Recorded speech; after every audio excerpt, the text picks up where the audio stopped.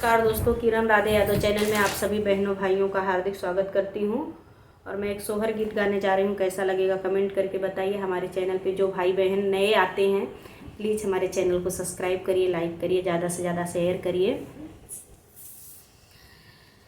केथुआ का पोता ना केथु का पोता ना हरि हो मोरे बहिनी के करम पोतनो चाउरवा हो सौरिया मोरी सो हवन लागे हो मोरे बहिनी के करम पोतली चाउरवा हो सौरिया मोरी सो हवन लागे हो।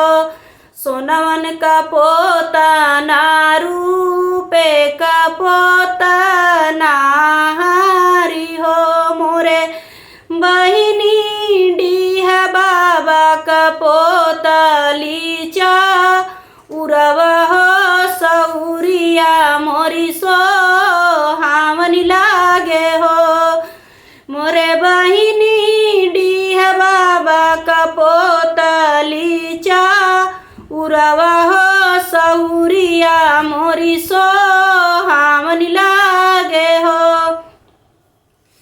केथुआ का पोता ना केथु का पोता ना हरि हो केथु का पोता ना हरि हो मोरे बहिनी के करम पोतली चाउरवा हो सौरिया मोरी सो हवन लागे हो।